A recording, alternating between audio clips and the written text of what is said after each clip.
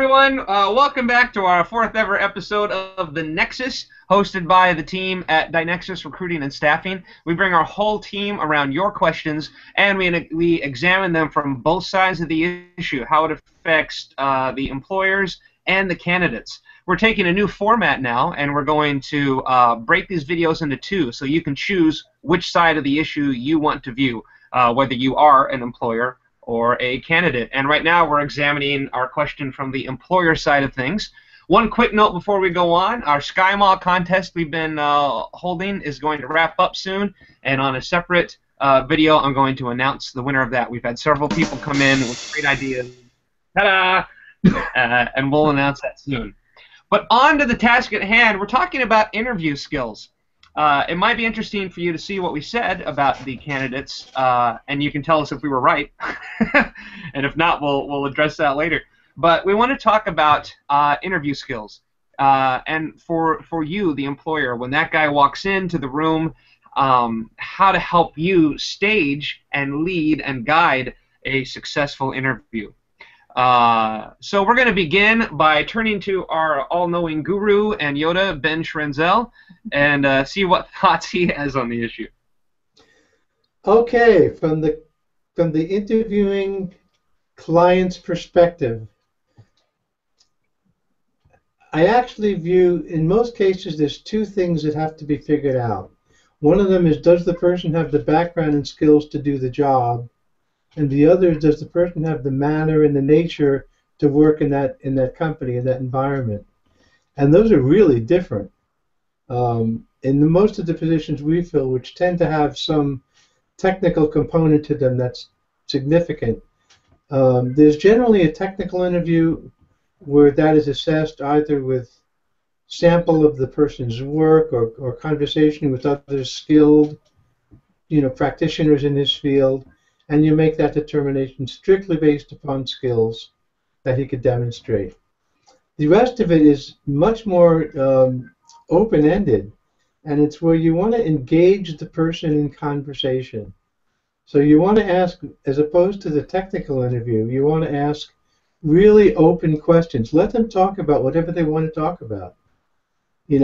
Maybe steer them towards talking about their experiences at their previous employment, because that'll tell you a lot, But it really almost, to some degree, doesn't matter what they talk about. You want to see how their communication skills are.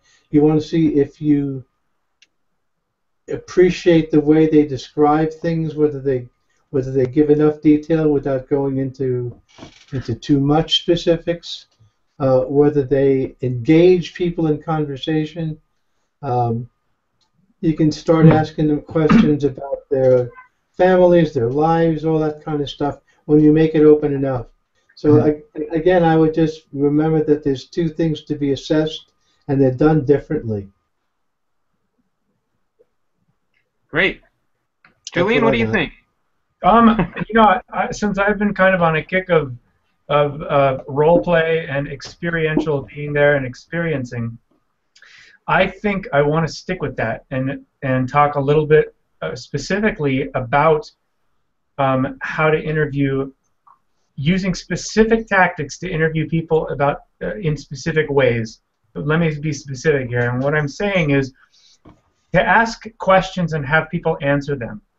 If someone is bright and well-spoken, if someone can speak well and present well, that is a great quality to have, but it's not the only quality needed sometimes. For instance, let's say that DyNexus Group is going to interview for a recruiter, an IT recruiter, to come on board with us. It is one thing to hear someone talk about the importance of recruiting, about what they want in a company, and all of that stuff. But at the end of the day, that is words. What is also important is to assess the candidate's ability to work with the tools. If it's a technical role that they need to work with certain tools, for instance, a recruiter that's worth his salt today, I feel, has a strong understanding and use of social networks. and someone might have a really great way of presenting themselves, but if you sit down with them and have them log on to their LinkedIn account, let's say, and have them show you how do you do a candidate search. Show me about how to find this specific kind of candidate in this specific location. Or show me how you post jobs in groups. Things that are specifically geared, that are not rocket science, but you wouldn't know how to do it if you don't do them. And you have them sit down and literally do it. Even those people who you can be really impressed with how they talk, if they can't figure out how to log into LinkedIn or where a group is or how to post any kind of job, you get a really good sense for the fact that this person may speak well and present well, which is a good portion of the job, but they may lack what's needed in the way of an actual understanding of the technologies that are needed for the role. So I'm a big proponent of really finding specific tools, specific strengths that you're looking for in a candidate, and really nailing down practices during an interview process that let you vet out that person in a way more than just asking questions and having them answer them. Julian, I think that's interesting because we're used to seeing that with technical positions. There often is in the interview some sort of test or assignment involved for a programmer or a developer. We don't always, or very rarely, have we seen that for a functional role, which is a little more subjective. So that's a really neat idea. Find ways that you could really demonstrate that. And just in a very general sense, we talked a lot on the candidate side about how important it was to prepare for the interview.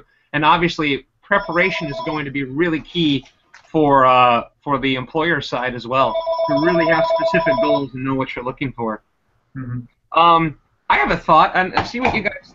I was thinking about how so many interviews take place in a very dry atmosphere, probably an office, a boardroom, a conference room. And as Ben was talking about the difference between assessing skills and assessing the person, how helpful do you think it would be to break up the actual environment of the interview? It would be helpful to see the person in different environments, maybe in an office and at a restaurant, something more casual.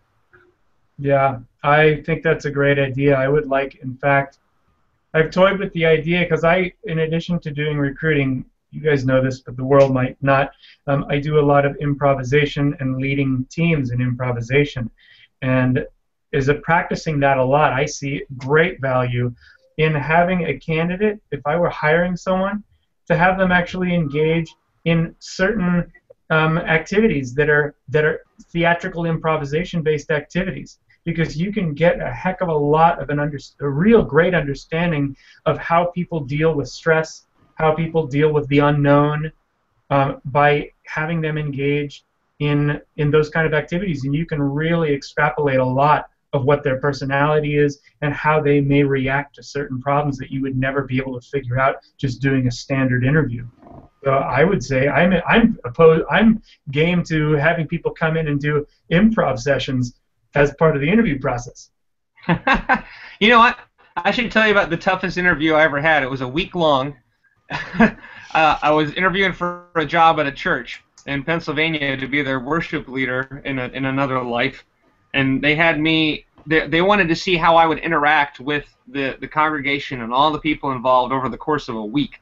But they had a real game plan. I don't recommend putting somebody through it, but the point was they had a real game plan, and by the end of the week, I had really interacted with several key groups of people that really needed to make the decision if I was the right fit in different ways, in different atmospheres. And the weirdest part was the pastor there was a motorcycle enthusiast, and they made me go on a motorcycle ride with him through the countryside.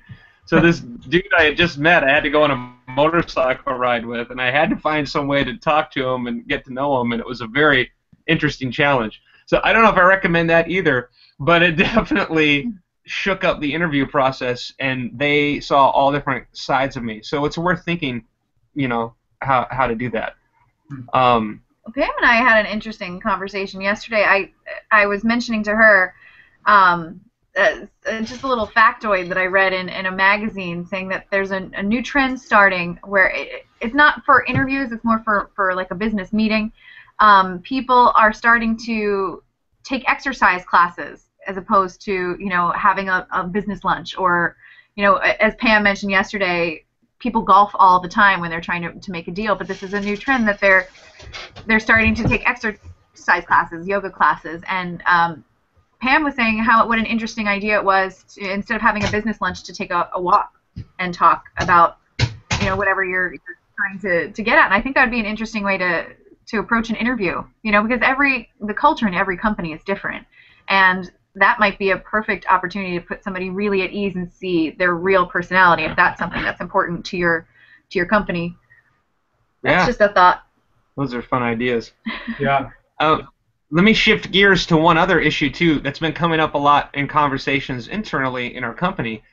For our specific industry, for ERP, CRM, and especially for the Microsoft Dynamics industry, because the talent is in such a short supply right now, so hard to find, we're finding that, and this would pertain to the interview situation, the employer is having to think now in terms of how to market themselves and their company to the candidate. So there is an element now that in addition to your preparation, you're going to want to think about, how can I sell myself, my company, my culture, these perks to this guy walking in the door, because as opposed to a lot of interview situations, he or she probably doesn't need me that bad. So that does change the game. We're going to wrap this up. Are there any other thoughts, team, that you guys have as we've gone along here? The other thing I would add is, even having I've had interviewers have candidates meet people that they would never expect to meet on a regular basis, just to get an outsider's third-person perspective in a way from the company, but also as a way to see how they interact with other people. I mean, don't just have somebody meet with the hiring manager, see how he interacts with the janitor too. I mean, yeah. Yeah. Cool. Or even if you go out to eat, bring a buddy that's not with your company or something. That's really impartial. Maybe there's a way to bring that into play. Or a spouse or family member, that could be helpful too. They could get a good read on someone. Pam, you had something? I was going to suggest to kind of piggyback on to what you said about making sure that a company markets themselves also to the interviewee, and making sure, in circling back to the planning, thinking about if there's more than one person from your company interviewing the candidate, to kind of make sure that you're kind of all on the same page, that you're not singing a different tune in regard to career growth or in regard to work-life balance. I mean, everyone has their own take on it, but you don't want one person saying, yeah, we let people work from home 3 days a week, and the next person says, oh, no, we don't allow that. Then those mixed messages really make it seem like you don't know what you're talking about, and they may disregard the whole company based on a small, what might seem small to you. So just put some prep into the team that's interviewing. The team that's interviewing should have some prep and make sure that you're kind of all on the same page with company culture and the message that you want to put across. Cool. Yeah. Hey, let me wrap this all up. I'm just going to do a quick recap of the journey we've been on here for a second. We began by talking about the need to think of the interview in two sections. There is a background and a skills assessment, but there's also that very important element of getting to know someone personally and assessing the culture fit and figuring out how to think of those two chunks, how to accomplish that. We talked about the need for preparation, both of the team, everyone who's going to be involved in the interview process, all together, knowing specific goals and what you need to find from this candidate. We've talked about all kinds of different ways to shake up the interview in terms of environment, in terms of people who they talk to, so you can think about fun ways to shake up that process and see different sides of the candidate. And finally, we talked about the need to think of yourself in the Dynamics market as a marketer and a salesman of your own culture, your own company to the candidate. So those are some thoughts we'll leave you with. If you want to know more about us, check out www.dynexusgroup.com and send us your questions, because we want to address what you're thinking about directly, and we'll bring our whole team around that. So thanks, everyone, and we will be back soon.